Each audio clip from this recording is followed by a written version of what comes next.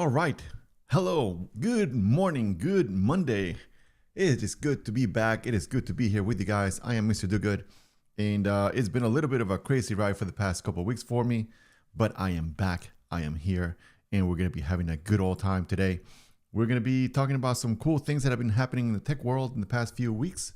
We're going to be talking about things that are happening in life in general and how to get through it, like I'm trying to do right now. And we're just going to have a good time just here hanging out and chatting for a little bit. So I'm going to be testing a few things out on my stream and make sure that I'm getting those things working. Let's turn down the music a little bit here. Yeah. So yeah, we're going to be, just kind of relaxing and having a good time. Let's make sure that all the different streams are working here. We are live on Kick, on Twitch, and on YouTube. Hopefully, yes, we are. All right. Sounds good. This is exciting. Now, one of the things that I'm testing out today is trying to figure out how I can see multiple chats going on at the same time. I think I have to come over here, see what is going on my stream. Let's mute this for a second. And I think if I get this, I'll try to share this with you guys in a little bit. But I'm supposed to be able to see my chat and all different things here. So, hey, we got a new follow. Dentilly, thanks for the follow, man. I appreciate it. Thanks for coming and joining the stream. So yeah, we're going to be having a good time here. We're going to be talking all things tech. There's a lot of cool things that are coming out from Apple in the past week. I wanted to do the live stream on Wednesday. Unfortunately. All right, Dentilly. So yeah, so there's a lot of cool things that happened with Apple last week. I wanted to be live on the 4th. Unfortunately, things came up and I couldn't be here. There was a family emergency and we couldn't do that. But you know what? We're here now and we're going to talk about it anyways. And one of the cool things was let's see if we can pull it up right here. Real quickly.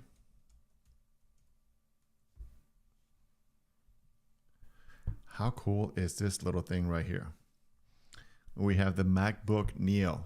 Now this is a pricing little piece of tech from Apple. They decided to, I feel like it's like an iBook. You guys remember the iBook from back in the late 90s, early 2000s? It was a perfect little tiny MacBook computer, but it was, it came in at around $1,000. And you have not been able to find a laptop from Apple sub $1,000. I mean, you can say $999, but come on, after taxes is over $1,000. And now they've actually gone ahead and released a MacBook Neo, which is a great value for people who are looking to get into the MacBook ecosystem. I mean, a lot of people have iPhones already and they're kind of like in the system already. But if you've had a PC, sometimes it's been a little bit difficult to go back and forth between your PC and your iPhone and things like that. But now they can really bring you into that whole ecosystem when you have your iPad, your laptop, your phone. It is all connected and you can airdrop things left and right and you can continue your messages and things like that. So the MacBook Neo, it's an amazing price. It goes for $599. You can pre-order it today. And they came out with a whole bunch of different colors, which I think is pretty cool. And a student discount, you can bring it for $499, I believe.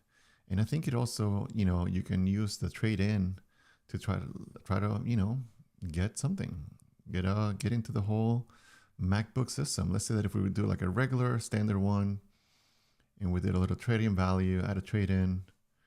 Oh God. Anyway, we're not going to be doing that, but you could trade in something like, say you have an old iPhone or something like that, or an old iMac or whatever, and you can try to get yourselves a sweet little MacBook Neo. The cool thing about this device is that even though it has a mobile processor from the A18 line of iPhones and stuff like that, it's still a pretty powerful machine. I mean, a lot of the things that you can do with your phone, you can do it now in the MacBook form. And it's a very portable, very light device that you can carry with you. And you can do the everyday things, whether it be writing emails, searching the web, just doing schoolwork and things like that. This would be a perfect little device for a lot of students. And I think they're targeting that kind of like demographic, the people like kids who are just, going to school and they have an iPhone and they kind of like, want to make it all in one platform. So pretty exciting from Apple to get in the MacBook Neo. What do you guys think? Is this something you guys would be picking up? Do you guys like the colors? Which one's your favorite color?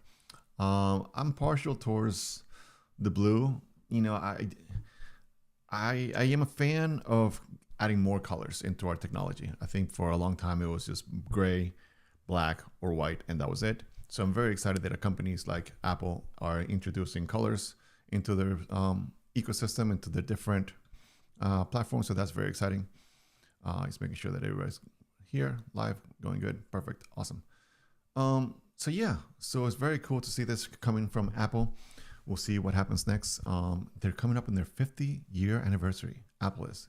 Can you guys believe that Apple's been around that long? I remember when the Macintosh first came out, and that was an amazing device.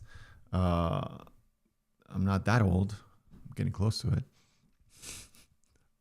Oh, hurts me thinking about it. I'm getting so old. Oh my God. But you know what? It's really cool to see Apple adding some color and some liveliness to their lineup. It brings back memories of when the iMac first came out and all the cool different colors that they had coming around. So, you know, if you remember computers from the 80s and 90s, it was just like a beige box left and right. And now when the iMac came out, they added a whole bunch of colors. And eventually they started getting back to the gray, black, white, you know, ecosystem. But now they are back and they're adding a lot of colors to their lineup. I do have, let me show you something. Hold on.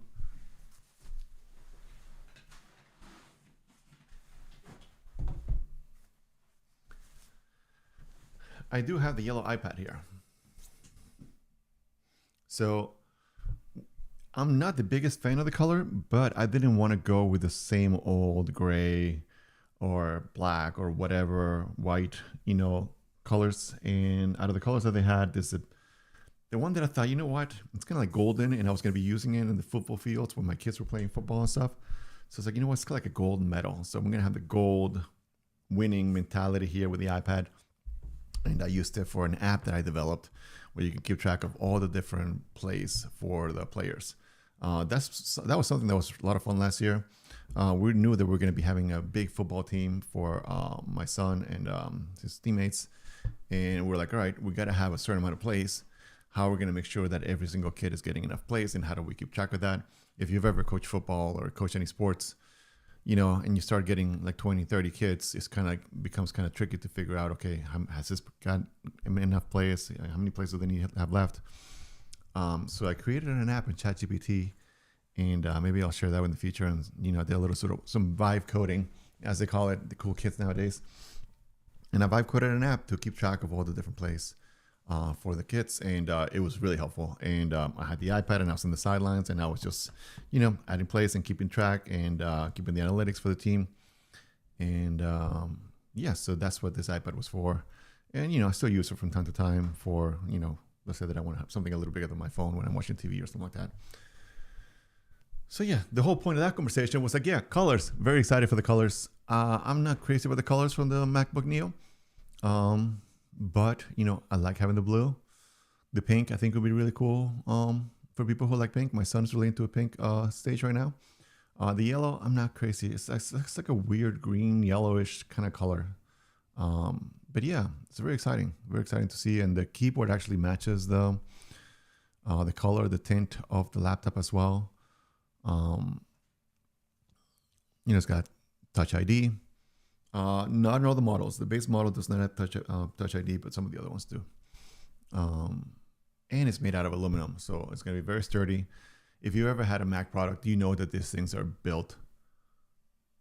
I mean, they're like perfectly built. They are skillfully built. These things are, when you buy a Mac computer, it will last you for years and years and years. You know, in the past, when you bought a PC, you could get maybe 3-4 years out of it, and then that was it. You can easily have a MacBook, especially with the M processors now, and it will last you for 6-8 years plus, because they're just that well built, and they just everything, the hardware and the software works perfectly great. So yeah, very excited for the MacBook Neo, and we'll see what else Apple comes up with. Oh, speaking of things that they come up with, now some of these things are a little. They're cool. The iPhone 17e came out. So it's kind of like the affordable line of iPhones. Let's see where they're starting at. So it's $599. You get one camera, and let's see what else you get. I didn't really dive deep into what the 17E has to offer. What kind of processor does it have? It has the A19 chip, not bad. Nice cameras. Starts at 256 of storage, which is good. I think the last one started at 128. And it has 3 different finishes. It's got the pink, white, and black. Right next to your display. The displays on the iPhones are great. But yeah, this is something if you wanted to, like, you didn't want to spend the iPhone Pro or the iPhone Air. They're getting kind of pricey. This could be a great way to kind of get started into the iPhone ecosystem at $599. And I think the iPhone 17 is at $799, is right. So you're saving a couple $100 there to try to get into the iPhone, but you're losing the camera and you're having a simple camera, and that's it. So yeah, so now they have basically a price point for every single person that wants to get into the iPhone ecosystem for as low as $509. And that's something that came out last week. Very excited for Apple to be releasing so many cool products. What do you guys think? Do you think Android is best? Speaking of Android, something that came out recently. I love this company. I love the designs. I love that the fact that they push boundaries, and I love the fact that they are not the cookie cutter phone company. And that's nothing right here. And last week, to compete with Apple, they released the 4A. What is it? The phone 4A Pro. And let me tell you, it is pretty. It is nice. It's got the glyph in the background that you can customize, and they come up with different things, so that the whole idea of the nothing phone is to keep you from getting distracted from all the notifications, and you can put it down, face down on the screen, and the glyph kind of like it's a subtle way of like alerting you that you have a notification or something like that. Now, about the glyph, about the design. If you look at some of the other phones, I feel like they're a little bit. I feel like this is going back into what every other phone looks like. I'll be honest. Now we just have the big camera bump, and then everything else is just kind of flat, which to be quite honest, I'm just looking at it now, and I'm kind of disappointed that they went this direction. Because it's kind of looking like an iPhone with a big camera bump on top.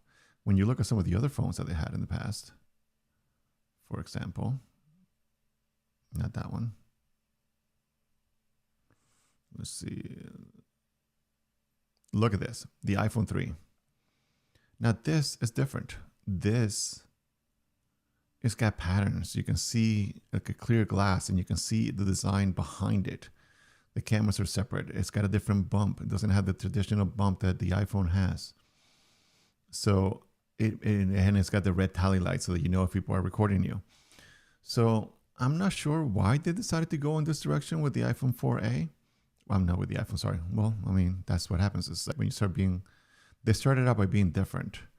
And then now they're kind of like going towards the same, like every other manufacturer. They're just like the Pixel phone or, the iPhones of the world and the Samsungs.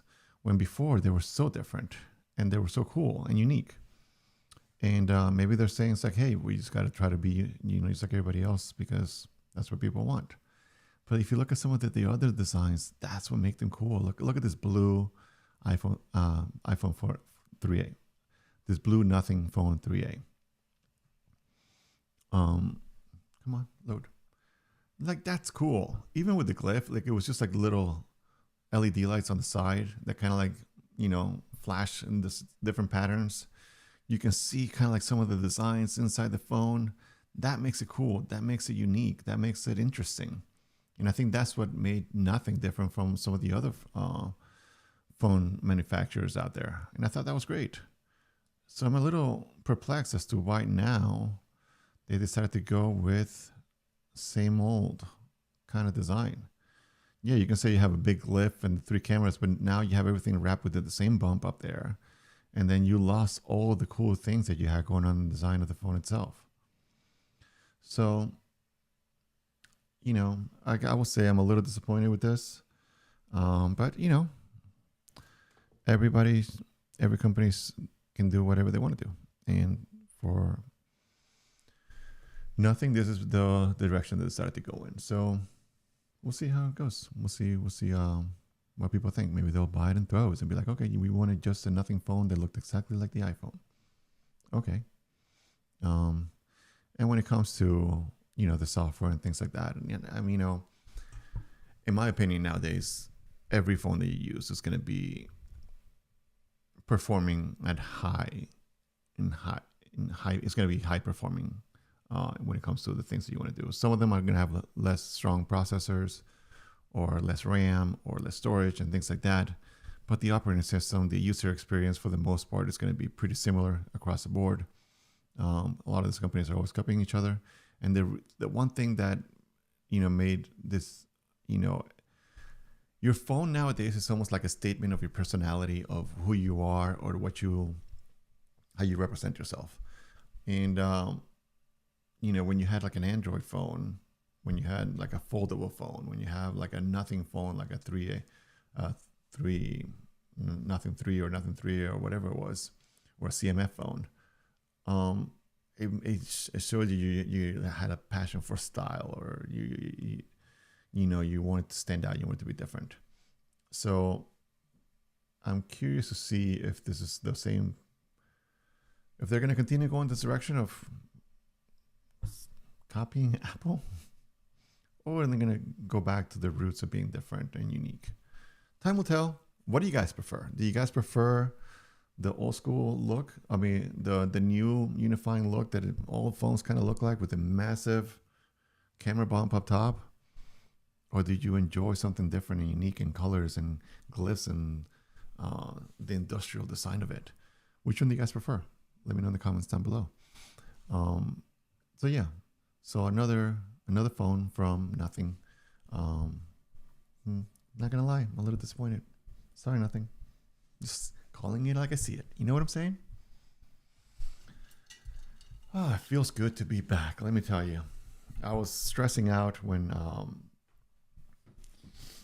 we had the family emergency. Of course, we want to make sure that everybody's safe, everybody's good, and that we take care of our needs. And but I was kind of missing coming out. I feel like I started with a nice streak of like 2 weeks, 2 or 3 weeks, kind of regularly going live, and it felt good. And then we had to kind of hit pause for a little bit. So it feels good to kind of like re-examine things a little bit, come back, and get to chat with everybody, and try out this whole live streaming thing, and follow this new journey, this new experience that I've been trying out for the past month or so. One of the things that I did is that I got the Anchor dock. I don't know what it's called. Let me see. I got the box right here.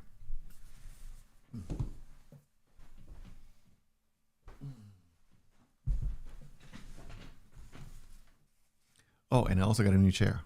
So if you guys see, I got a very fancy chair from IKEA. Can you see it? Because before I was using that chair right there, and it was just basically a lawn chair that I had kind of like leaned around, and I brought to the office, but I feel like it was going to destroy my back.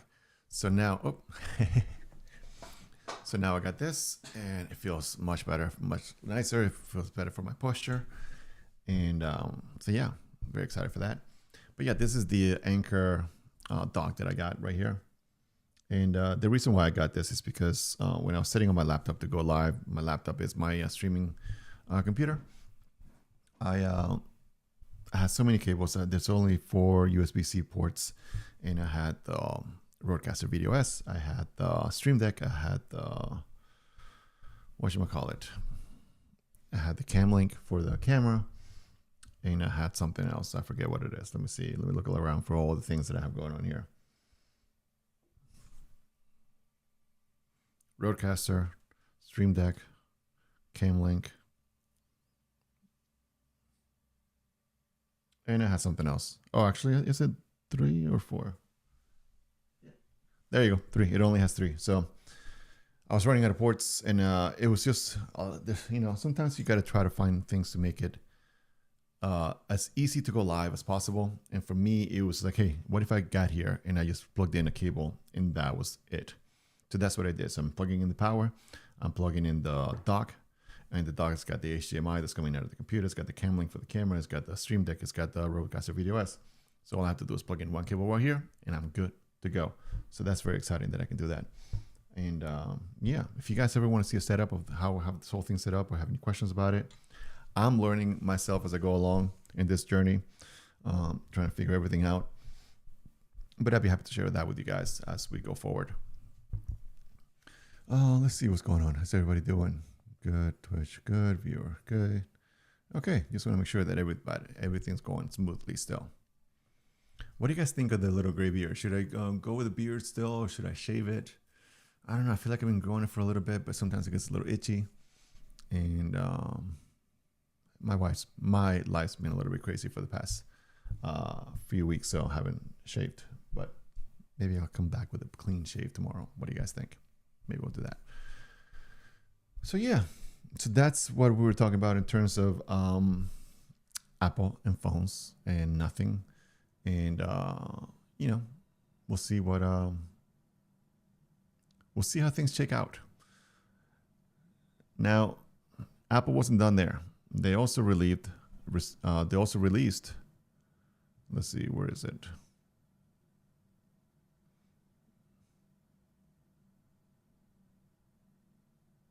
Brand new displays. So Apple released 2 new displays last week. They updated their Studio display. It's still $1,600, 27-inch Thunderbolt 5, but they got rid of the Pro Display XDR and they released a new Studio Display XDR, and it does 2000 nits of peak HDR brightness.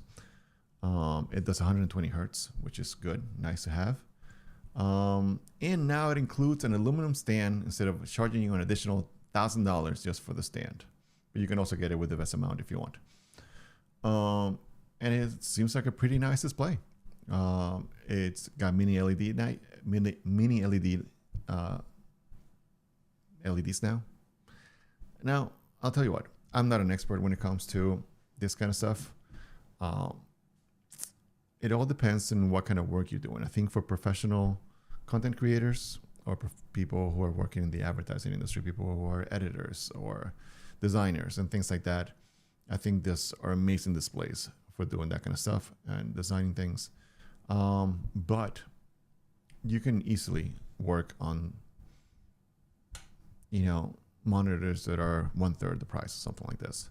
Nowadays, we are consuming content in many different ways. We are consuming content in our phones, we're consuming content in our iPads, we're consuming content in our laptops or in computers, on TVs, on billboards.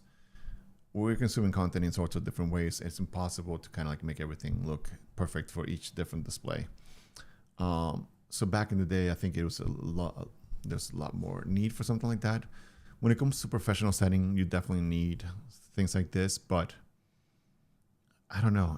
To me, it feels like if you have a $300 monitor versus a $3,000 monitor, you're still going to be able to get pretty close in terms of the content that you're trying to create. It's not going to be wildly different, because once you start compressing everything for YouTube or, you know, Instagram or TikTok and all those things, you know, the compression is going to make its own thing when it comes to the colors. So if you're creating content for online, you don't need anything that's crazy expensive or, you know, something like this. Would I love to have a studio display or a studio display XDR?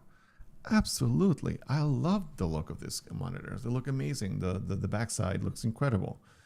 You know, it's a beautiful display. And, you know, one of the things that I noticed last couple of years ago, I got the Mac Studio, and it doesn't come with a monitor. So I was like, all right, I got to find a monitor, but I'm not going to spend the Pro Display XDR. I wasn't going to spend $6,000 on a display. I wasn't going to spend $1,500 on the Studio display. So I went and got a BenQ monitor, and it's only about 300 or 400 nits. And the thing that caught me by surprise right away was the fact that it wasn't as bright as the monitor on the laptop. It wasn't as bright as, the iMac monitor. So I kept trying to turn on the brightness on the BenQ monitor, and I was like, oh my God, the pixel density was amazing. The look, the colors, everything was great on the BenQ monitor. I loved it. I still use it to this day on the Mac Studio. But the amount of brightness that comes from the monitor is not quite there compared to some of the other products from Apple. So that's the one thing that I miss about having like a proper display when it comes to having with the Studio, the Mac Studio. Oh, they got rid of the cheese board in the back. Huh. Now it's just a flat piece of aluminum. Interesting. I love the look of the. Oh, that's a bit of a shame. I did like that crazy pattern that they had in the back that was cut out out of the aluminum or whatever it's made out of. So now these went with flat aluminum. Okay, interesting. Yeah. Oh wow. So it's completely just flat piece of metal. Okay, that's a bummer. I definitely love the design of the Pro Display. Let's see if we can look it up here real quick.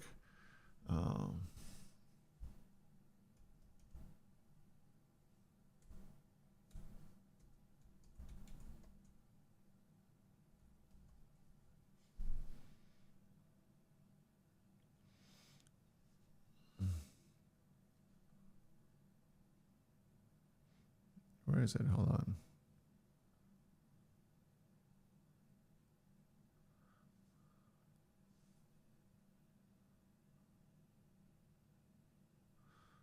I just want an image. Okay, so say what you will about this, the Pro Display ZR. That was cool to see in the back of a monitor or something like that, like this kind of pattern. It was kind of like, even though you never got to see it, because if you're like have it against a wall or whatever, it's like, okay, you never could see that. And maybe that's why they decided to go in the direction of going with the flat panel in the back. But it was kind of cool to have something like that. Like, sometimes things are functional and sometimes they're just pretty to look at. And sometimes they're not functional, but pretty to look at as well. And maybe you're not going to see this very often. Like an iMac, like the colors of the iMac, sometimes if you have it up against the wall, you don't get to see the back.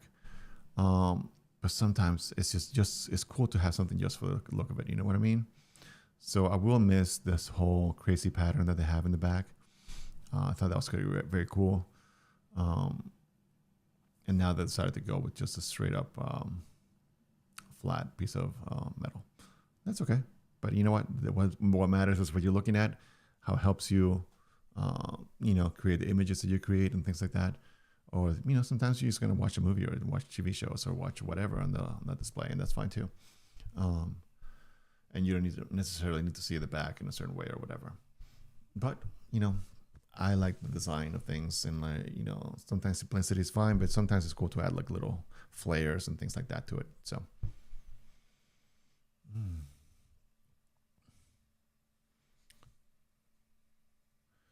Sometimes I could look over to the stream and it's like in a completely different part. And I'm like, is everything working okay? Like I'm looking at my YouTube stream right now and it's back in some other world that I talked about like hours ago. Okay, let's go live over here. There we go. Okay. I got a little concerned there. Sorry. But yeah, no, we're good. Over here.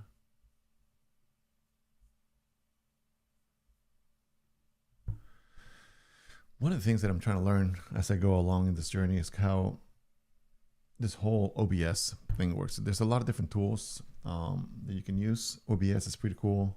I've gotten to learn quite a bit of it, but there's still quite a few things that I got to work out the kinks on, how to better optimize. I feel like when I'm done, the fans on the laptop are going crazy. Let me see. Yeah, the fans are going crazy right now. Even though it says CPU 15%, still kicking at the frames. Everything seems to be going good. No drop frames. But yeah, I think I was watching what's the name of this guy? What's his name? Colin something. Colin Horn. I was watching one of his live streams this past weekend, and he was talking. He does the whole ATEM. I think he's the one that does the whole ATEM multi-stream thing. and he was walking through how to set up OBS and all those things. And I was finding it very helpful. There's a lot of things that I learned. So I'm gonna have to try to go through and optimize some of the things on here, on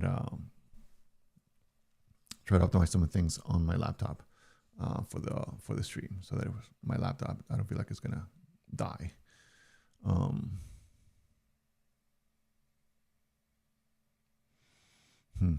It's amazing how there's so many things on Kick that it's just like spam. They're just like constantly like, oh, go to this, go to this, go to that. It's a little frustrating. I'd rather have a conversation with you guys. So come out here, have a conversation with me. Let's go. Let's talk about cool tech stuff. Because that's what I'm here for. I'm here to try to find people who are kind of like into this kind of stuff, have conversations. My wife could not care less about technology. My kids are too young to be talking about this kind of stuff. And the friends that I have are kind of like not into this kind of thing. So any movie trailers that come out recently, I feel like sometimes when I go to watch movie trailers here, I could get into trouble. I get in trouble with not trouble, but it's like, oh, is this copyrighted? You got to delete it. You got to take it off. I'm like, okay, seriously, like I'm promoting a movie. But anyway, moving on. Let's switch here.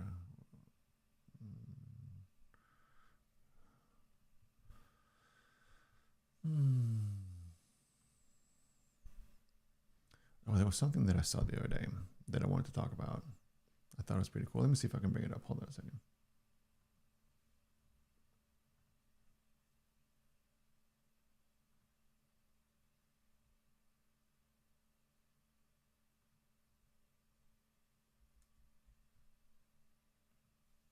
Oh, this was cool. I remember this now.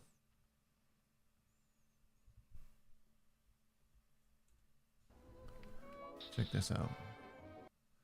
Let me just turn off the music here real quick. Now, I was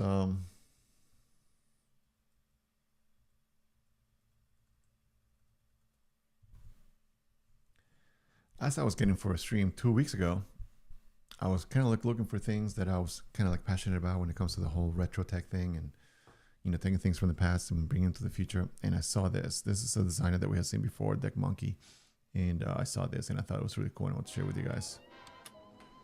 It's like taking like an old CRT, like kind of like display and all the knobs and all this stuff, and just kind of like transforming it and bringing it to life with like a new like iPad, I think an iPad display, whatever. So it becomes like a secondary display to your screen, sitting right next to your main screen. And the reason why I thought this was so cool is because I grew up in a time when we had the big CRTs and we had like the big editing systems and the big monitors and things like that. And it was just, you needed the size of the desk that you needed when you were editing back in the day was ridiculous. And it was very helpful to have two monitors. So we had two monitors. And then on top of that, we had like a big CRT monitor as well to be able to see the output and make sure the colors were proper for broadcast and things like that. So this gave me a little bit of nostalgia seeing this kind of monitor right here, because those are like the Sony Trinitron monitors that we had. And you had to like, bring up your bars, and then you would calibrate it with the blue only color, and then we sure it was properly calibrated so you could see everything proper. And it looked just like this. It's probably a little bit dark gray color. There's a little bit nicer pastels color that goes with the theme that he has going on. But yeah, I thought it was really cool. And I don't know who this guy Deck Monkey is. Let's see. Let's go to his channel real quick. But he does some really cool things, and he I hope that he starts either some of the stuff I think he buys, some of the stuff he like tinkers or recreates or whatever. But we talked about this one before. There's a keyboard that he uses that I kind of like. What is this? Ooh, it's a CD player.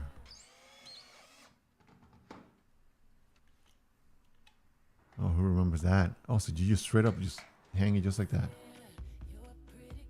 That's kind of cool. That's kind of neat. My wife would probably hate the wires hanging, but oh, just I'm not showing you anything. reacting to something that you guys can't see. Here we are. So check this out. It's a new CD player that you can just hang on the wall, and you literally just put the CD on and you start listening to music. So it's a speaker and you can hang from the wall and play music. It kind of freaks me out that it doesn't have a cover for the CD. But it's really cool to see this. You know, living in the world now of streaming music and having access to every single song ever created ever, it kind of makes, you know, you don't appreciate some. I feel like it's hard to appreciate some of the other music because it's hard to discover some music that was like when an artist released an album. You know, you sit through it and you listen to the whole thing, and some of them will like be like, "Oh wow, this is really great," even though they weren't popular and they weren't release of singles.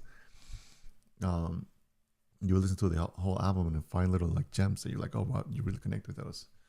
So bringing back something like this, you know, just like we brought back, you know, vinyl records and we brought back like cassette tapes.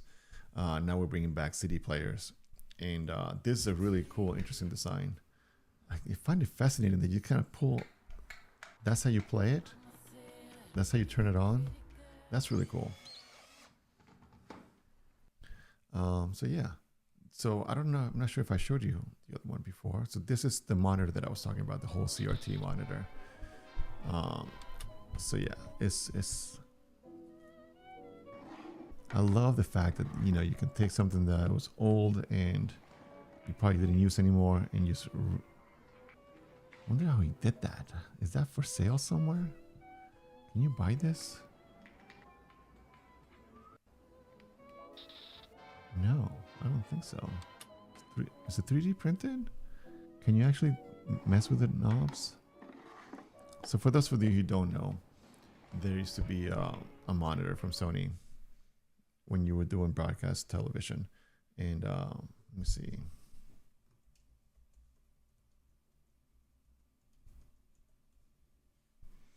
Here it is. So this is kind of like what you used to have on your desk when you were monitoring for when you were editing in standard definition back in the day. It was a 4x3 monitor like this, and you adjust all the contrast and all those things, and you know, you had like a blue only option so you can make sure that the colors were proper and you calibrated, and you had to have the bars. And this brings back memories, man. Good old times. So yeah, so I love the fact that you know, we're kind of like adding that touch of like nostalgia from the old PVM monitors and bringing it, making it new, and yeah, just kind of like bringing that back and being able to use it as a secondary monitor to your display. How cool is that? Deck Monkey, I think I'm subscribed for sure, and I'm gonna keep following all the cool things that he's bringing back. And this was another one. There was like a CD player that he found.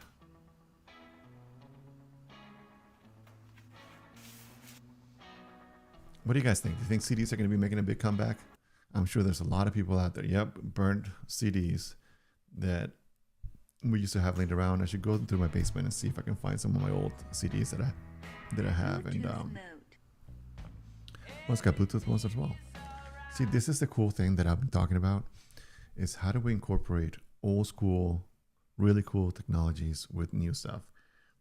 And this is a perfect example of that. You have a CD player with a speaker that's minimal, it's small, it fits in a desk, it's well designed, and you can incorporate a Bluetooth aspect to it as well and play your music. So you have the best of both worlds. You have the Bluetooth, you have the physical media, and you have a beautiful design that you can, you know, showcase in your desk or in your work area or whatever it is. And how cool is that? I have the same book. Dieter Ram's great designer. He used to design everything for Braun back in the days. And he inspired John Ivey from Apple, who created a lot of the great products. The click wheel was kind of like inspired by Dieter Ram's.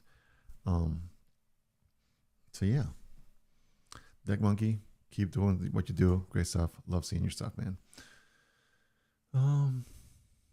So yeah, that's something that I want to talk about. Another cool things that I saw last week that I wanted to talk about was something that let me see this real quick. Oh, stop.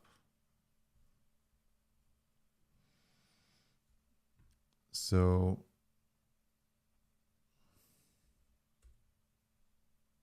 How did I not?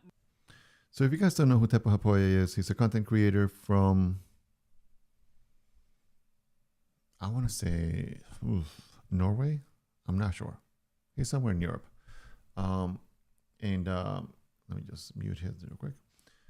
But he is a awesome photographer, and he found this Instaprinter. And what I love about this is that you can take high quality pictures with your camera, with an iPhone, with whatever, and you can print them out as a Polaroid, and the pictures look incredible from what he's showing right here, and from what I've seen in the video. And let me see, am I still? I hope I'm showing you guys this. Yes, I am.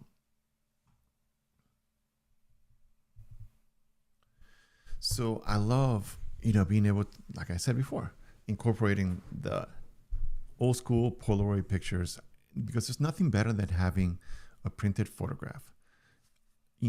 I love being able to have thousands of pictures in here, and we have our whole lives on our phones that we carry with us everywhere, and we can capture those amazing moments. But there's something about having a physical photograph with you that you can just hang on the wall, hang on a pinboard, or just being able to see from time to time, hanging from your monitor, whatever it is. If it makes it that much tangible, the physical thing makes it that much special. And I feel like it's something that will last no matter what happens. Like, we have so much of our digital lives in the cloud, in the,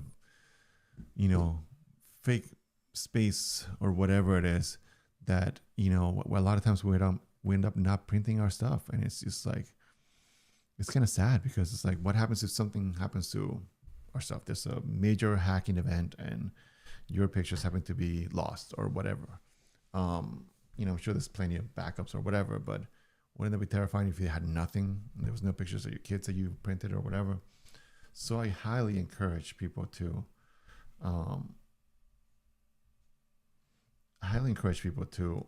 print out some of their pictures.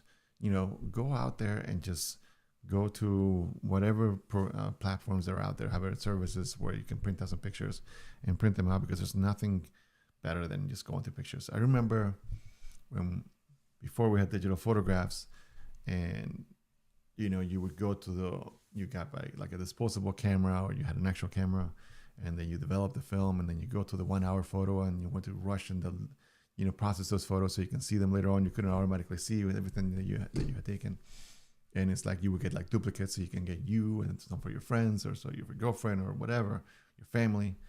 And then you would just sit there and you would just go through your 36 pictures, your 70 pictures or whatever, if you had took 2 rolls.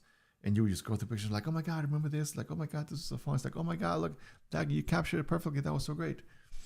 That was fun. Those were some fun days. You can just kind of go through your pictures. When was the last time that you just like, you sat there and you just like went through it with your friends or your family, or you like went through your pictures? You do it personally. You'd be like, oh yeah, like remember that or whatever. But before, you had like stacks of like photographs just kind of like laying around your house, and people would come over and be like, oh my God, when did you go to such place or whatever? And then you would go through the pictures or whatever. Sometimes it was kind of annoying. It's like, oh, seeing family videos and family pictures or whatever. But sometimes it's like really cool, which is something that we don't do nowadays. So having something like this where you can like, take a picture with your phone and print it in a Polaroid, I think that's incredible and amazing and really cool. And unfortunately, I think I went to try to buy it and it was not available. It is available now. Awesome. I think, $189? Damn. Ooh, I don't know. That's kind of pricey. But, it is, you are making memories. You are printing something that, you have around for a while. I think if they could make something like this for like $100, I think that would be like the perfect price point. Maybe it's because of tariffs. I don't know why. Maybe it was even $150. I think between $100 and $150 and maybe $125, that would be the perfect price point for this. Because you got to keep in mind that then you got to also pay for the film itself. That actually costs money too. Let's see how much does it cost. A pack of 10 is $15. For how many? Yeah, so You're spending over $1 per picture when you do it. So let's say that you got this little package so you can carry it with you, whatever. It's $200 for a printer. This might make like a nice gift for a husband or a wife or something like that, or a girlfriend, or someone who's really into photography and they want to print these things out. I think this would be a perfect gift. So if you have someone who has a birthday coming up and they like to take pictures, and maybe they have like the nostalgia look to it, maybe think of getting something like this. This might be kind of cool to get them. So yeah, I thought this might be like a cool thing to share with you guys, and let me know what you guys think. Is this something that you guys would be interested in? Twitch, what's going on, man? How's it going? Albie, a print shop. Yeah, absolutely. You can definitely go to a print shop and get it printed out, and that'll be better. And I highly encourage you guys to there's like Printique. I use Printique. There's other places. What was it? There's a whole bunch of places that you can go online and print your pictures. But I highly recommend it. It's so much fun to just kind of go through your pictures and stuff like that. It's funny. Last year, I got that Camp Snap camera. You guys know what I'm talking about? This new. It's all over Facebook and Instagram, and it's this like screenless camera that you can just take pictures, and it has no screen, and then you can go enjoy your experience or whatever, and then you can just not be like always looking at the back of the screen. And I did a test, and I got a disposable camera, and I had the Camp Snap camera, and I went and I took pictures. Let me see if I can bring that up. Actually, do I have that here? I'm not sure if I do. If I do, I'll show you guys. But what was cool about it is that I took the disposable camera and I took a whole bunch of pictures, and I compared it to the Camp Snap camera. And the Camp Snap camera, what I didn't like about it, where am I from? I am from South America. What do you ask? Where are you from, Albie? But I came here a long time ago. I've been in the States for many, many, many years. Italia. Ah, molto bene. Buongiorno. I have family that was from Italy. My grandfather went to Venezuela from Italy. And he met my grandmother in the ship when they went to Venezuela. Buongiorno, buongiorno. So yeah, it's good to have you here, man. Or lady, sorry. But yeah, it's I love Italy. I would love to go to Italy one day. I love the food there. I love histories from my family from there, and I have family that have gone there and they loved it.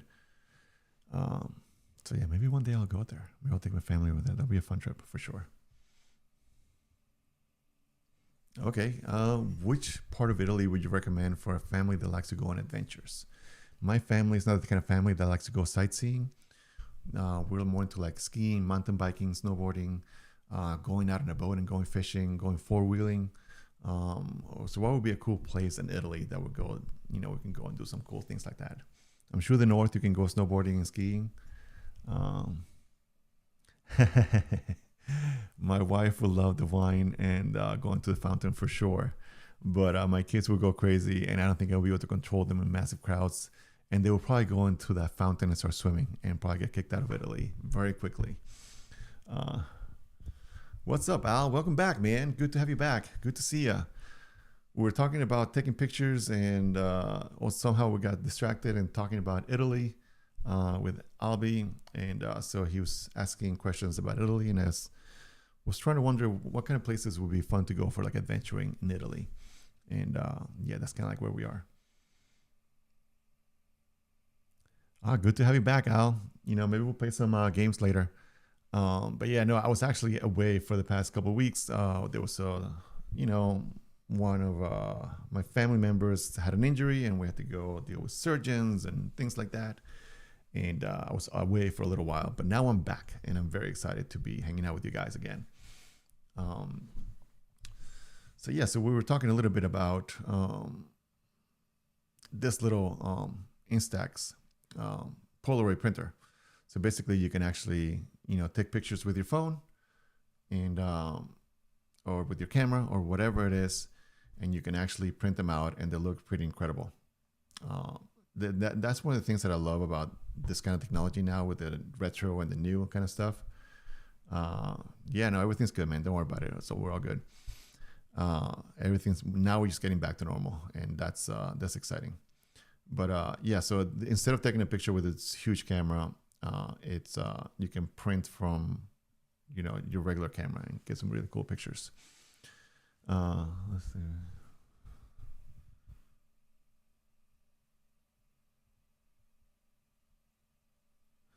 The tower pizza could be cool. Absolutely. Yeah, no, I definitely it's in my list of places to visit for sure, Italy. And more than likely, we're gonna have to visit the north and go doing some snowboarding and skiing and stuff like that. And then we will go down to the southern coast and go see maybe Lake Como and go on a boat ride or something like that. And that would be maybe that would be a cool adventure that we can do. Something that we did is actually did an RV trip through Iceland. So maybe I don't know. Did you guys have RVs in Italy? Maybe we can rent an RV and travel through Italy and hit up some cool spots along the way. So yeah, so this is I wanted to share with you guys about this cool little printer. I didn't know that it was going to be what you call it, $189. What would you guys pay for something like this?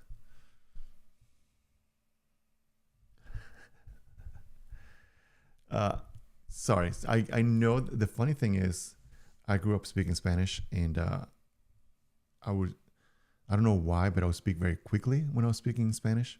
And then once I started learning English, I started to slow down because I had to translate and, get a little bit slower. But then my brain must go 100 miles an hour and I speak very fast. So I'm sorry about that. But my question was, do you guys have RVs in Italy?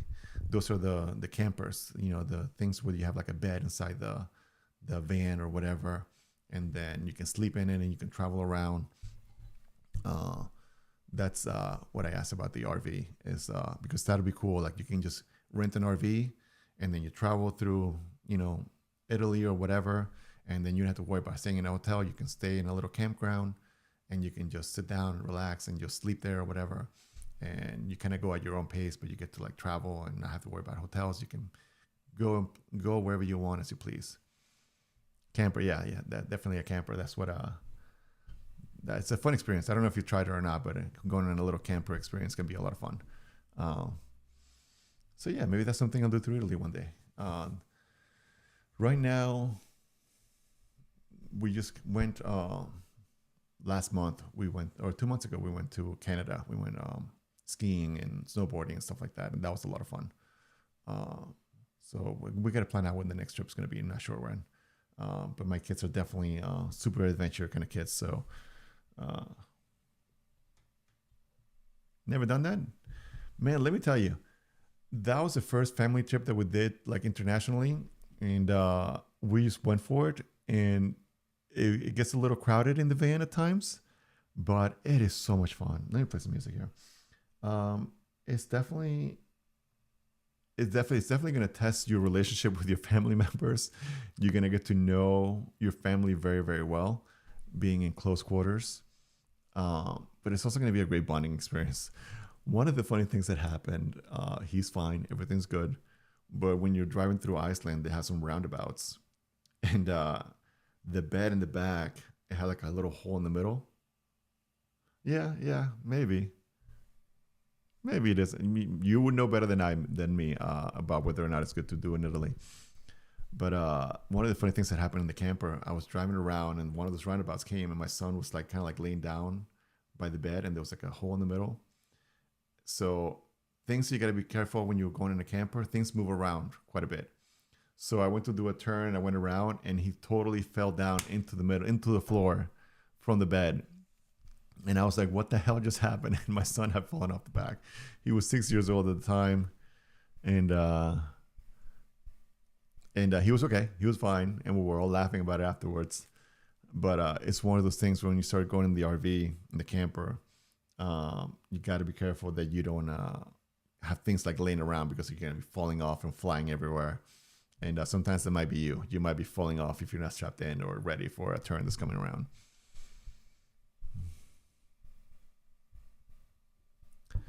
Hey, I understand some planes can be very scary. Absolutely. But maybe if you don't go on a plane, maybe you can take a little road trip. Maybe a van is a perfect way to go.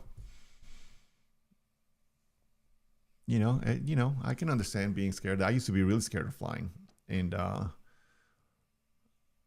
saw a video. Somebody was describing what it was like for a plane and why it's kind of very safe. It's kind of like imagining the air as a fluid. So yeah, you might like go around, but it's you kind of like gliding through a fluid kind of thing. Um, and when I thought about it that way, I was like, all right. And then they say that it's the safest way to travel. And one of the things that I showed my kids, if you're ever scared about like, oh well, what if something bad happens? And then I showed them a map of all the different flights going on around the United States at once. You can bring up a flight tracker and you can see the thousands and hundreds of thousands of flights that are happening at any single time. And I showed them, I'm like, look at all the different flights that are happening right now, and how many times we hear about something bad happen. They do happen, but it's very, very rare compared to all the different flights that are going on at once. So I think the kids kind of felt a little bit more at ease after that, and I felt a little bit safer as well. Sometimes you do hit a little bit of turbulence, and it's a little scary, but for the most part, they're pretty safe. Knock on wood. Albie, don't worry about it. Italy I'm sure it's a beautiful place with a lot of fun things to do. And if we do decide to go there, maybe we'll do a catch up stream, Albie. You got to make sure you subscribe or follow, and then I'll show you all the things that we plan to do in Italy, and you can tell me if it's a go or no go to try those things. But yeah, I definitely want to check it out. My family was from Naples, so I definitely want to check out that region as well. And so that'll be something that I do. Maybe we'll do like a Euro trip one day. Yeah, absolutely beautiful. Yeah. So I definitely want to check that out one day. And yeah, we'll see how it goes. One day I'll go make it out to Italy. Right now, I don't know. What do we have next planned? I'm not sure. Our family, we like to travel. And maybe we'll see what the next adventure brings. Let me see what else I have planned to talk to you guys about. It's funny, when I was putting this whole thing together, I was putting it together for a couple of weeks ago, and then we had the little incident, and now I'm like, okay, do I really want to talk about this? It's kind of like already passed. And this weekend we went out and did some other family things, and just didn't put anything together for today. But I'm happy to be back and hanging out with you guys. The chance of dying in a plane is 1 in 13.7 million.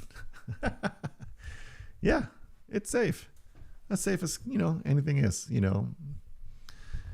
There's also buses that are driving by and you can hit by a bus. You never know. Oh my God. Yeah, you know what? It's one of those things when my mom's a firm believer, when it's your time to go, it's your time to go. And doesn't matter what you do, it's just one of the things that's going to happen. So you're right. Sometimes there's nothing you can do. It's just, if it's going to happen, it's going to happen. And that's it. There's nothing you can do. It's a weird way to look at it, but it is true. Absolutely. And I do kind of feel that way. I don't know how deep we're going to get here, but a couple of years ago, sure, we're having a chat. Why not? I actually had gastric bypass surgery. And the reason why I did that is because I was gaining weight, and at one point I was 265 pounds, and I was having a lot of problems driving, and I was falling asleep, and I was getting groggy all the time. And I swear, if I said to myself at one point, I think I'm going to die in the next 6 months if I don't do something about my weight. I had really bad sleep apnea, and it was made difficult. I was constantly tired, and I was terrible. Like, it was just, I had a lot of health issues. It was like, high blood pressure and all sorts of things. So I decided to get gastric bypass. My sister had it, and she was doing great. And I lost about 80 pounds, 70 total. And now I don't feel that way. I don't feel like I'm going to die in the next 6 months. I feel like, like I got a new lease on life, because I don't feel like I'm going to fall asleep driving, or I'm going to hurt somebody or anything like that. And I'm able to travel, commute every single day to come here. And I'm not tired. I'm perfectly fine. So, yeah, sometimes, if maybe if I would have continued to do that, I continued to be that overweight, I would have, maybe something would have happened. But maybe maybe not. And nobody knows but the guy upstairs. But I definitely feel like I took some initiative in order to try to make things better for myself, in order to be there for my family, for be there for me, be there for my wife. And I'm definitely thankful for it, and I feel great being here. So yeah, definitely when it's your time to go, it's your time to go though. Doesn't matter. Thanks guys, appreciate it. Um, so yeah. Now Al, you were here last time when we were playing some video games. We were trying to play Nintendo here, and ever since I got some new games, which we were playing Tetris, I believe at the time, and Ninja Turtles. Um, mm. oh, dude, I'm sorry to hear that. Jeez, I hope you're okay, man. Yeah, no, I definitely had a scary moment. Not, I didn't crash into or anything like that, but I definitely had a scary moment where I definitely was like completely like fell asleep. And you see it more. I think people are being more aware of that and driving while you're being tired. I swear I see.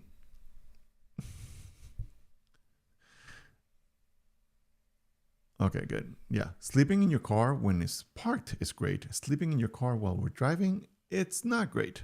I can tell you that for sure.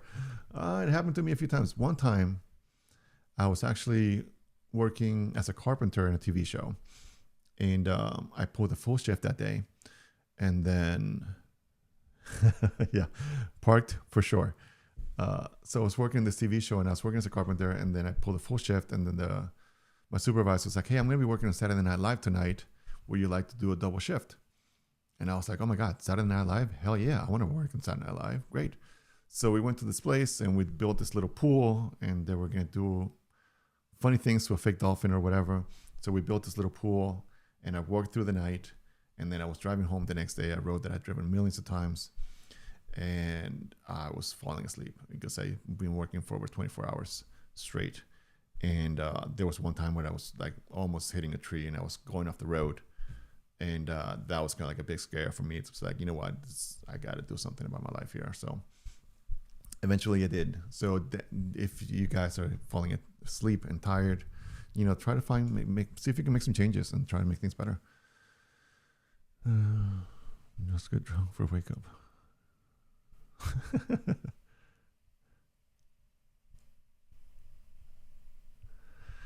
Yeah, no, I mean, listen, I know when you're driving and you're feeling tired, you think, oh, maybe I can stick it out. I can drive just a little bit further. Like, I'm like, you slap yourself in the face a little bit and you're like, oh no, I can make it. I can make through. But don't, it's not worth it, man. Just kind of pull over for a little while, regain your strength, regain your stamina, regain your consciousness, and then try to make it home. But it's easier said than done. It's happened to me where I'm driving. I'm like, oh, I'm okay. I'm all right. I'll make it through. Uh, yeah, I mean, I can't say that I've gotten tipsy. I haven't gotten drunk. I do know, having lived in Miami, I know plenty of people that would drink and drive. I wouldn't do it. But yeah, just, it's better. It's better to make it home the next day than never making it at all. You know what I'm saying? And the worst, even worse than not making it home is if you hurt somebody. That's, I would hate to be tired. And that's one of the things why I made a change is like not wanting to like hurt anybody else. One thing, if I hurt myself and no one else, okay, whatever, that was on me. But if you hurt somebody else, even if you die, like, your family still has to deal with the fact that you hurt somebody else. So yeah. Take care of yourself, guys. Don't be driving while drowsy or driving when you're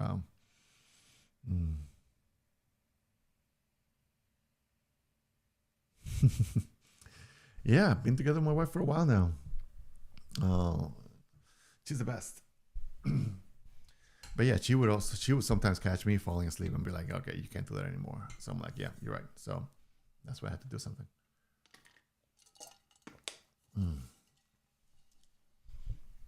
How's your day going, guys? Are you guys doing good? You guys working, keeping busy? let's see what else is happening in the world out there. Have you guys seen any movie trailers for anything cool coming up in the next few weeks? I went to see a movie with my kid this weekend. What was it called? All right, that's cool, man. Just I know it's hard finding a job nowadays. Now I feel like with like AI and like, I don't know how you guys feel about LinkedIn, but there was a period back in 2019 where I was applied to like hundreds of jobs, and I tried to tailor my resume in so many different ways. All right, man, cool. Well, let's keep hanging out. But yeah, there was a time in 2019 where I was looking for a job, and I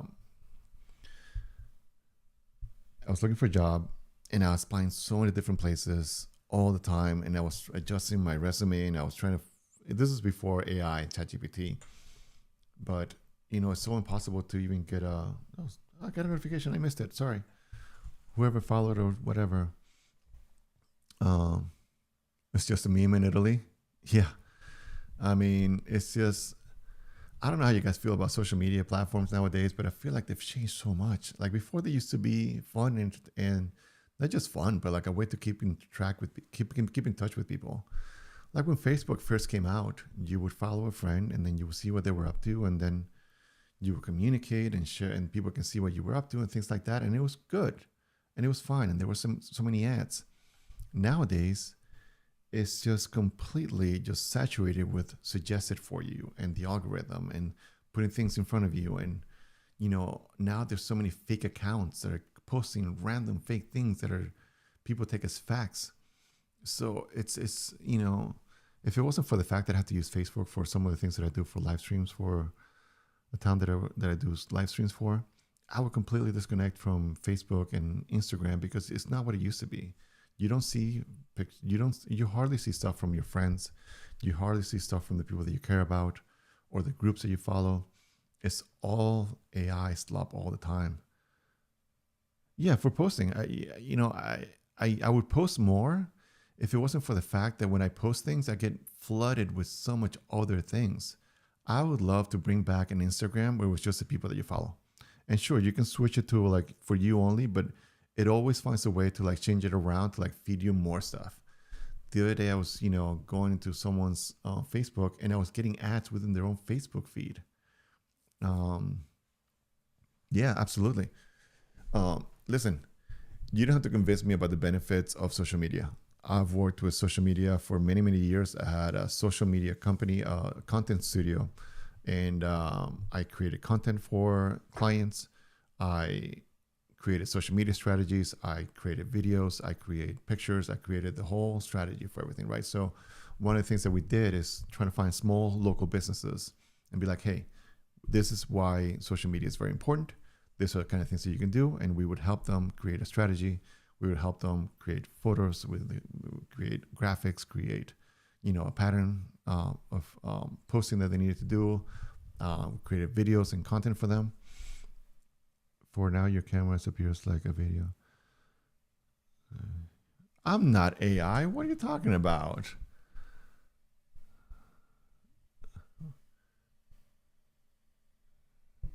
Do I look like... One of the main reasons why I'm doing this is because of AI. I don't want it... AI is taking over my other job. I don't want it to take over this job. Do you guys think an AI is going to take over streaming? I don't think so. I think the amount of computing power that it would take to create someone like me to be constantly, streaming, we would run out of materials. That's what it is. You're right, Alvi. That's exactly what AI would say. Very suspicious. I know. But tell you what, if you ask me a math question, there's no way I'll be able to answer it. So that proves you that I'm not AI. Even the AI will answer it and probably get it wrong as well. There's been plenty of instances where AI has actually... what is this? Help the message for a reason. Oh, okay.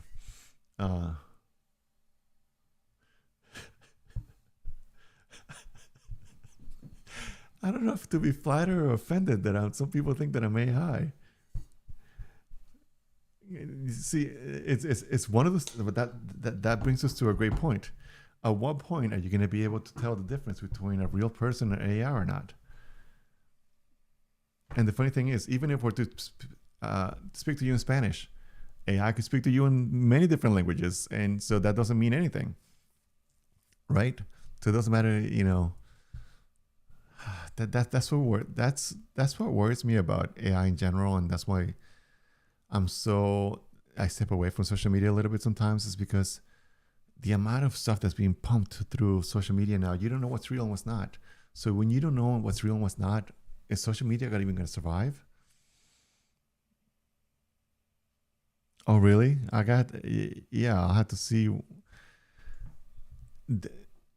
There's a difference between AI and like the VTubers. Are you talking about VTubers, or are you talking about like actual full legit AI streamers now? Because I think, you definitely have the VTubers who have like a graphic and they'll have the 3D model and they can, maybe they can fake that with AI. But like, I don't look like a VTuber, do I? Like, this is me. This is real. Like, this is like wrinkles. It's like my beard right here. Can you hear my beard? Like, can AI replicate the sound of beard? Can you guys hear that? You guys are making me question whether or not I'm AI now. Am I AI? Are we all in a simulation right now? Man. I'm enjoying hanging out with you guys. You guys are making my day. I appreciate that. Thank you for being here. I'm going to work on looking more like AI tomorrow. Or you know what? If I was AI, what if I show up with a mustache tomorrow? Would AI be able to do that? Just perfectly shave my beard to just be a mustache? Neurosama. I've heard of Neurosama.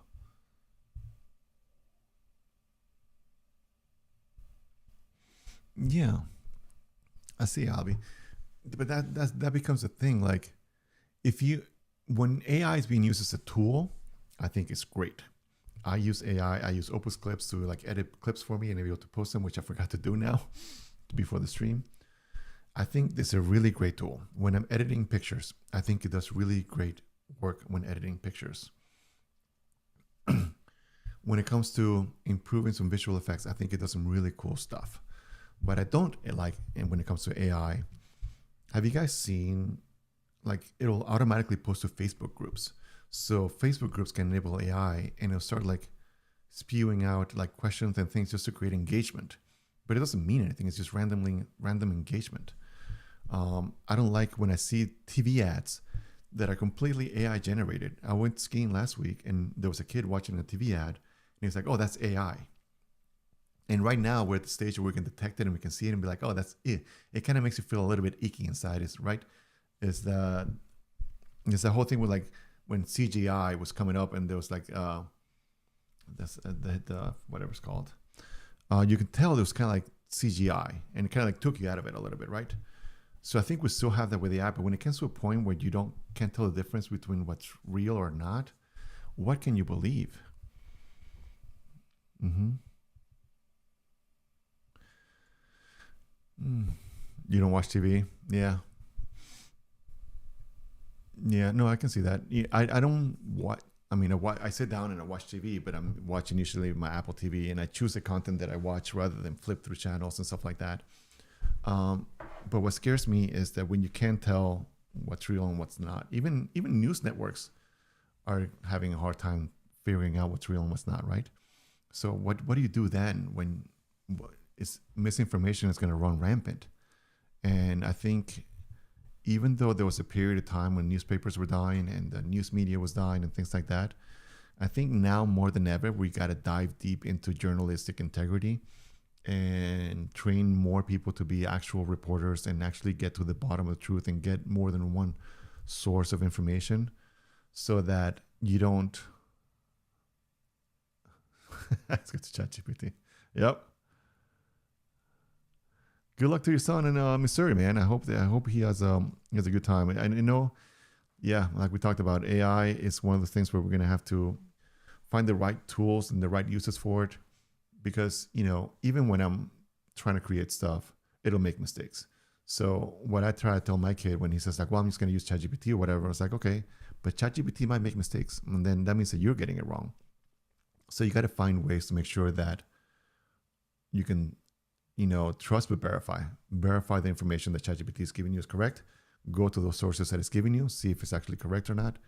And then that could be a good tool. It can cut down the amount of time that it takes you to do something, but you still got to be able to double check it. Right. Yes, I am playing something on Spotify right now, but it's through that content creator. What's his name? Harris Heller. So this is Stream Beats that's playing right now in the background. Just copyright free stuff. But yeah, supposedly 40% of Spotify music is like fake now. If I have that correct, let me see. Let's do a quick search. Percentage of AI music on Spotify. Roughly 28 to 30. Let me see if I can show you. According to, we're using AI to try to see if AI is, influencing us, right?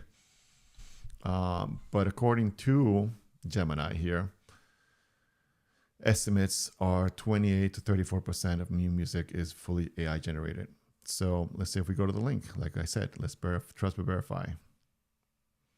YouTube Billboard. So TechBuzz. Oh, see now this is crazy, right? Because they're referencing a video, a short from Billboard, but that could have been faked, right? How can we? So 97% of music. Let's see. This is in 2025. TechBuzz. At least this is an article from TechBuzz. TechBuzz, I think, is like a legitimate source. So, but how many people are actually going to, go through and actually verify that information versus just this girl's AI? She might be. That's the thing that we don't know now, is that when we go to this link, it was just a YouTube short. This could be fake. This could be easily faked. This could be AI generated. Believe it or not, it can be. So it is from Billboard. It is a it could be a legitimate, publication. So I hope that they wouldn't publish something that was fake or AI or whatever. But, we got to rely. We're going to have to rely on institutions to have some kind of integrity, make sure that they're not sharing misinformation, because then it just gets proliferated and more misinformation gets put out there. I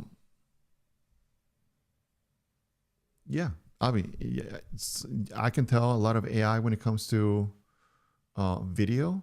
When it comes to music, though, I don't know if I would be able to tell the difference when it comes to music. When it comes to voiceovers, I've used 11 Labs. So let's go to 11 Labs right now. 11. Do you guys know 11 Labs? So 11 Labs is a great tool for bringing voiceovers, and they have hundreds of voices or whatever, text to speech. And you can do all sorts of different conversations, whatever, blah, blah, blah. And I used this to create videos for a client in which the voiceover was in English, it was in Spanish, and it was in Mandarin. But what was shocking to me, Albie, is that when I was putting in the voiceovers, the text, the script to create a voiceover, the AI actually created breaths. So when I was editing the voiceover on the editing program, I could actually see the breaths being created to give it more of a natural human sounding voice to the voiceover. So if AI can do that, happen in music too, yeah. So they're getting very good at, using AI just to create all sorts of things. What upsets me is that there's a lot of talented artists. There's a lot of talented musicians. There's a lot of talented actors. There's a lot of talented grips, directors, producers. They're probably losing their jobs or having to shift to something else, something different, kind of like me, because AI is kind of like, taking a lot of these jobs away. And then sometimes it's doing a great job. Mm. Yeah, yeah. I'm sure there is, and you can actually script it to say those things, or to do those things, or to react a certain way. Um, and when I was doing the voiceover stuff, that was like 3 years ago. Now you have the new models where it creates video and audio. I mean, I'm soon you've seen those fights of like, Superman fighting against Thanos, or Goku fighting against Neo, or all those different models, those different things that are coming out recently. And I love it how all these companies, they're like, oh, well, we were just training it and it was just an example of what it is. But they know that they're going to create an uproar within the copyright community and the companies that are using this. And they're using it as a way to publicize these things that the AI can do. And I don't know how much longer these companies can get away with, like, oh, it was just a demo and we were just using it as a way to show it. And like, no, you guys know what you're doing. You guys are using this kind of stuff to promote your engine and promote your AI. And they're like, oh, sorry. What was that? Let's see. There's many people looking short because.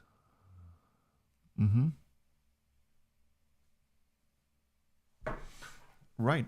Absolutely. That's one of the reasons why I don't like going on Instagram anymore. Yeah. And the crazy thing is, if you listen to their CEO, they're saying that authenticity is overrated and they're leaning more into the AI stuff. And I was like, why would I want to be a part of that platform that's going to be just leaning into AI more? That's why I'm joining Twitch, I'm joining Kick, I'm going live. Because people are going to be looking for actual real interactions, real entertainment, real things. Right now, we're just kind of like chit-chatting and talking and going back and forth. But I plan to do a lot more fun things when it comes to like teaching people how to use content, how to create content, how to stand out in social media, how to stand out from the crowd of AI, play some games, entertain you. So I'm trying to go for a little bit of the trifecta, right? To empower, to entertain, and to educate. And that'll be the things that I'm trying to do here with this stream. And if AI wants to try to replace that, they're gonna have to buy a lot of CPUs. They're gonna have to buy a lot of RAM, a lot of things, and then we're gonna run out of computers at one point, or AI will just take over, and that'll be the end of it. Absolutely, I think a human craft, the imperfection is perfect. When it comes to humans, not being able to speak properly or stumble over your words, or remember, Albion, when I was talking so fast that you were like, what the hell did you just say? Those are things that are going to make it interesting. AI is going to be so repetitive that, yeah, you're going to have, I don't know, you're going to be able to have a chat with Einstein. Somebody's going to create a chatbot of Einstein, and you're going to be able to have a live stream of Einstein and debate him and things like that. That might be cool, interesting, but it's not going to be real. And, or maybe it will be at one point. Who knows? Maybe it will be Ready Player One, and we'll all be like, kind of like the big people in Wally who couldn't move and just like connected to a screen all the time. We'll see. I don't know.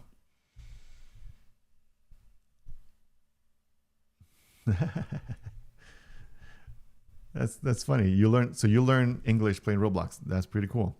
I learned English singing songs, and when I was younger. I would play music that was in English, and I would, back when we had CDs, I don't have a CD here. Maybe I'll bring one tomorrow.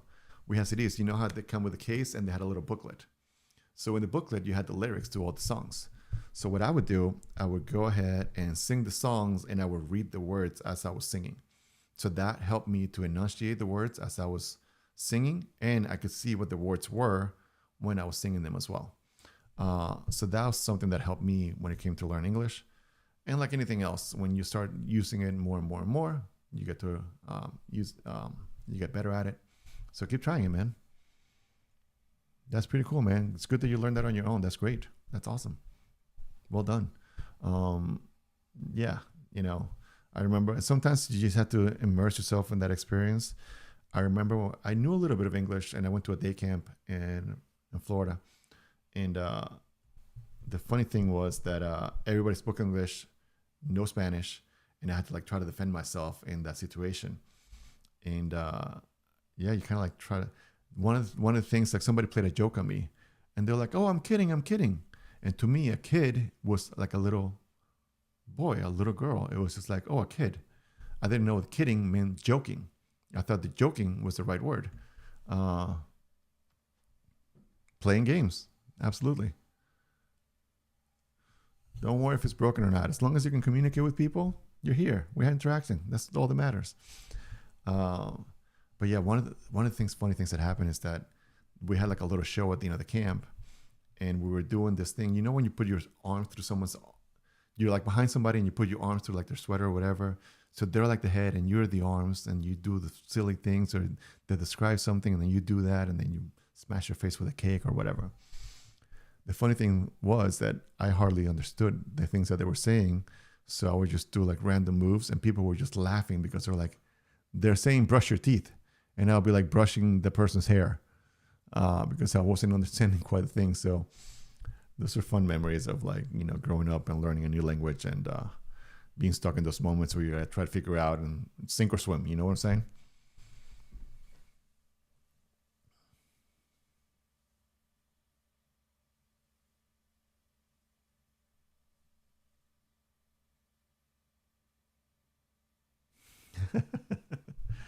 Yeah, yeah.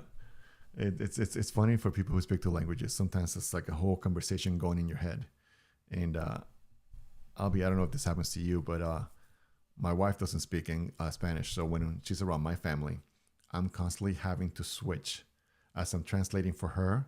So I'm taking stuff from Spanish and translating for her to English. And then I'm taking stuff that she's saying in English and translating to Spanish.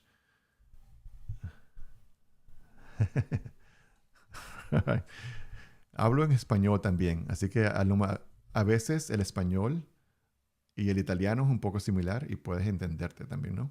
So what I was saying, sometimes Spanish and Italian is a little similar and you can understand a few things. So sometimes when I would speak to my family in Italian, I would kind of like pick out certain things and like, oh, I kind of know what you're talking about. So I would tell people, it's like, I kind of speak Italian because I speak Spanish, so some of the things are similar. So yeah, I speak Italian as well. I don't speak Italian. Ah, there you go. See? Muy bien. Perfecto. So do you still speak Spanish? Do you still speak French, Al, or do you keep of it, or no? Here we are. We're all speaking multiple languages in one stream. Molto bene, molto bene.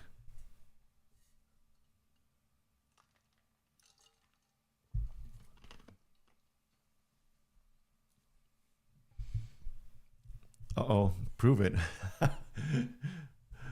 Let's chill, everybody. Let's chill. Yeah. No pressure, Al. No pressure. It's all good. Oh, man. This is great having you guys here. I hope you guys are having a good time. Oh, yeah, man. Good times.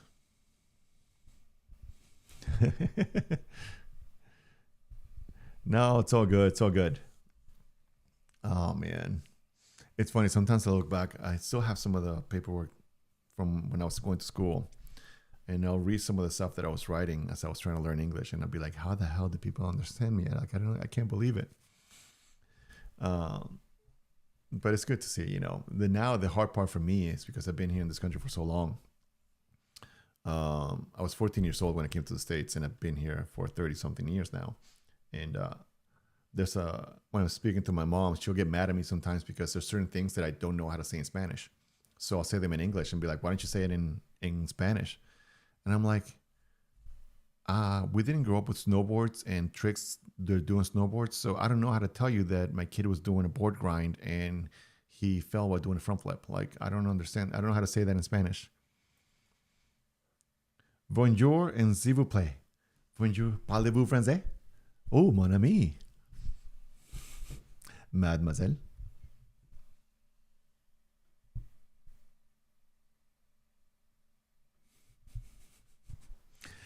Buenos días.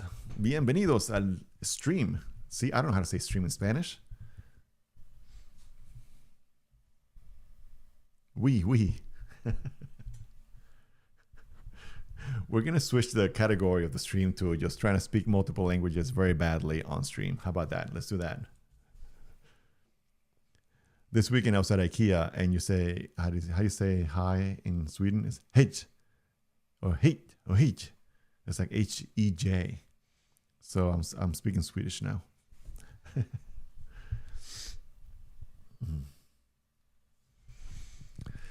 Oh man. Let's see what else is happening out there. What's new in the world? We're talking a lot about AI and how it's going to take over our lives, and how pretty soon we're going to have universal income so we can all survive. Otherwise, we're not going to be able to buy anything. How do you say, where is the bathroom in Italian? ¿Dónde está el baño? Or no?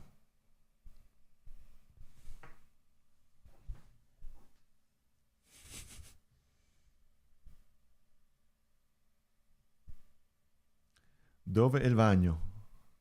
Dove è il bagno? Am I saying it right? Dove è il bagno?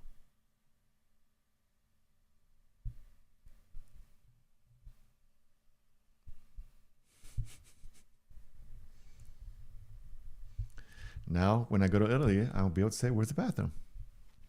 The funny thing is when people want to say Spanish things in English, they'll always say, ¿Dónde está la biblioteca? Which is, where is the library? You say like, dove è il bagno? So almost, dove è il bagno? Dove il bagno? Dove il bagno? See? Now I'm butchering Italian. You said you had an accent when you were speaking English. Now I'm butchering Italian. See? So we're all good. We're all in a safe space here.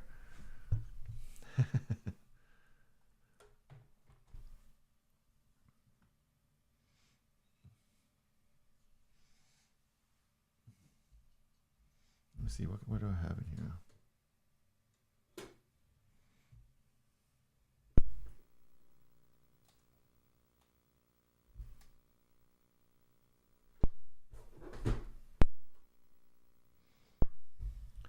Trying to see if I can have a little, close out the session here. We're playing a fun little game.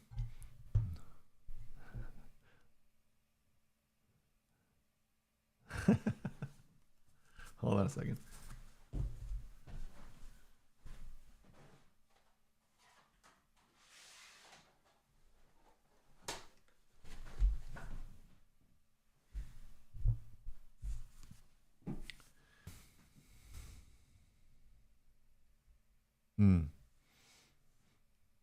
Dove è il bagno? Dove il bagno? So I have some games here. Which one should I play? We have Double Dribble, which I got to play last time. We have Excite Bike. We have Mario Brothers. We have Tetris. We have... That's it. I tried playing this last time. And, let's see if Double Dribble works. We're trying to close it out, just having a little bit of fun playing some video games. Dove? Okay. Thanks for following, man. Dove il bagno? Dove il bagno? Dove il bagno?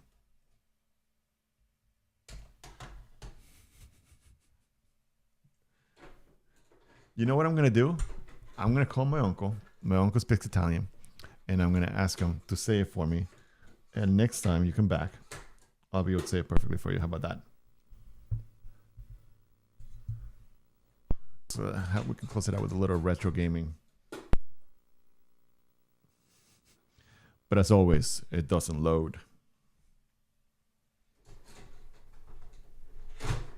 Let's see.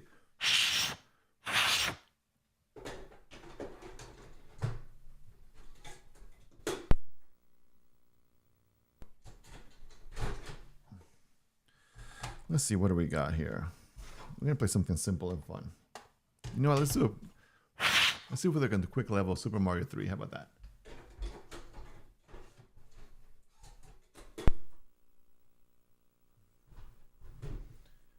Come on, Nintendo, play for me. Let's go.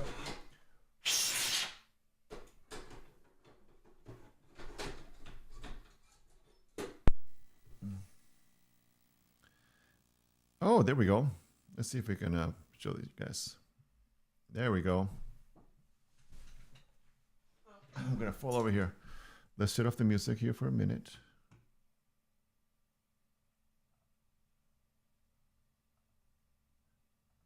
Can we hear it? Why are we not hearing it? Let's see. Hold on a second. Trying to.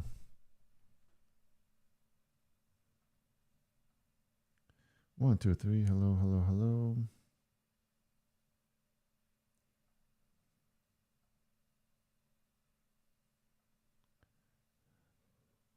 Why can't I hear this?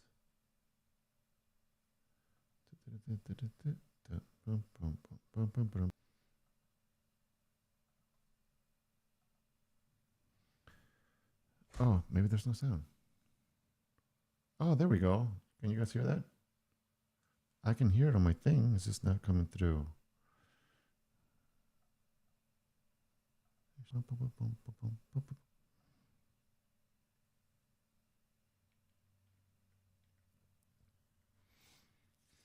Dove è il bagno?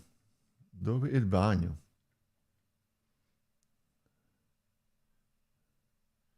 Come on. Where's the audio?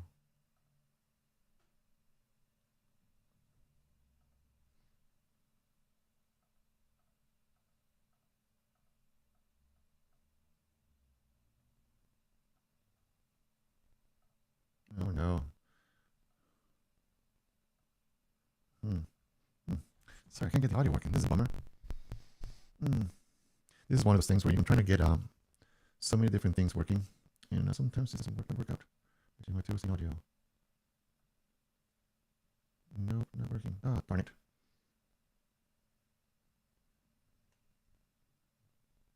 Let's see, hold on.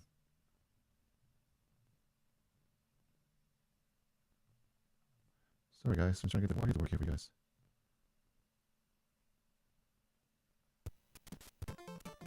I'll do that for now. What was this game? Oh boy.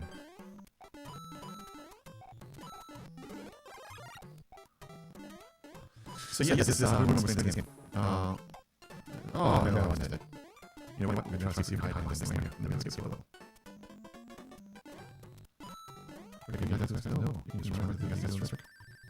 Oh, I got it. Oh man. Dove bagno.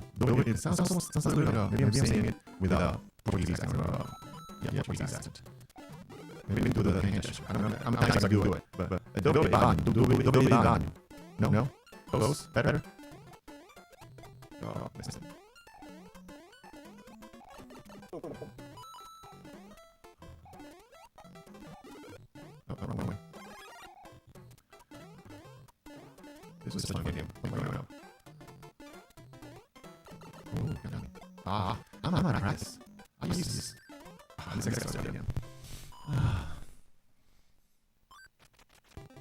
Let's see how this is going here. Everybody's there. Seems to be working. There we are. Okay. Seems to be live. Okay. It's one of those things where I can't tell sometimes. Am I not live on Twitch? Oh no, what's going on? Seems to be live on Kick. Why am I not live on Twitch? Maybe there's something wrong here.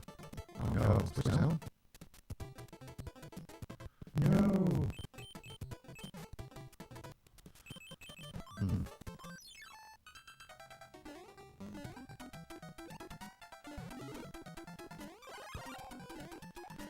You guys there? You guys see something wrong with Twitch? Maybe there's just Twitch doesn't have an outage or something. Let's see if Twitch is wrong for some reason. Kick into us, what's wrong? If that's just Twitch, sorry about that. Maybe this will be a lot, I don't know.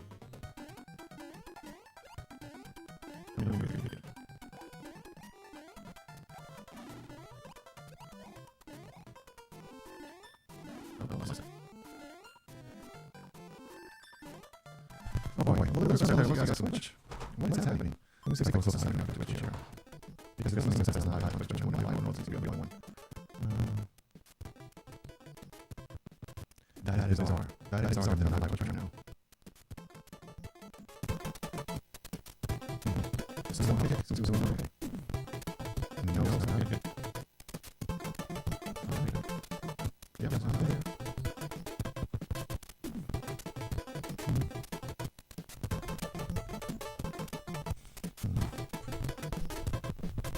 We're going to go back to... Here. It's a fun one that it's just kind of out here. Whoever's here, we're having a good time. We're going to have such a good time chatting on it as well. For some reason, it is not connected now. I don't know why, but here we are. Let's listen to music, and we'll listen to it. It's been a good day. It's been a good day. Here we are, and the music goes.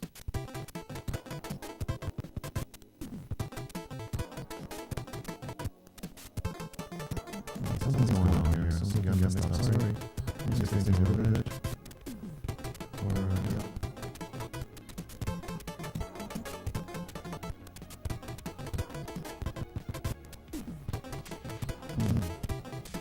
One, two, three, yellow. Yep. Anyway, hope you're having a good day so far. A good start to your Monday. It definitely feels good to be back here in the chair. Brand new chair from India. We'll swing back the chair there. No, back. So I'm in the chair. And yeah, every stream I want to try to make it a little bit better. I try to improve things from the previous stream. And even if it's little things like getting a chair. So I'm this. More I hope to be able to make a PC so we can try some newer games as much as I have fun playing some of the retro ones. You guys enjoy as well. Sometimes they don't work. I can see why people choose to have emulators instead. It's a variety of games, and then also they're more reliable, so they'll actually play. They won't crash. They'll actually load. So let's see. Oh man, it's just wrong with it. This thing's kind of late. Not working properly. Everything's going so well. But you know. Wait. Right, man. Let's try it. Let's try this again. Right, let's here. Live here. For whatever reason, it's going to crash everybody.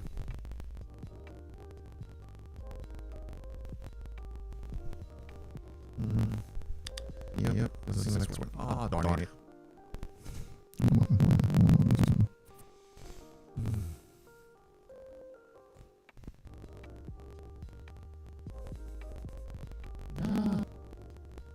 No. Alright, well, it seems like I'm talking to myself right now because it doesn't seem like this is working, unfortunately. Oh, gosh. Darn it. Anyway, I hope you had. I think I'm going to close it out here. I don't know if this is... OBS tells me that I am live. So it tells me that I'm live. I'm going to my platforms and they're saying that I'm not live, unfortunately. So we're going to try to figure this out tomorrow. We're going to make sure that we can, work out some of these games. I hope you have fantastic the rest of your day, the rest of your Monday, the rest of your week. Hope you'll join us here tomorrow. We're going to be doing a longer stream, and we're going to try different things. We're going to talk about different news that are going on. It's Tech Tuesday, so we're going to be doing a lot of things related to tech and talking about that, just like we did today. And then we're going to be setting up a new PC, maybe playing some new games. I've been loving Arc Raiders lately. Maybe we'll play some of that, get some of some friendly lobbies, not get so sweaty with PvP. But yeah, hope you have a fantastic day. Thank you for hanging out with me today. To the people that were in the chat earlier today, I'm sorry if it cut out. It's enjoying having some awesome conversations with you guys. But come back tomorrow and we'll have a good time there as well. Thank you so much for watching. Have a wonderful rest of your day. Have a good Monday. And I will see you guys tomorrow. Bye.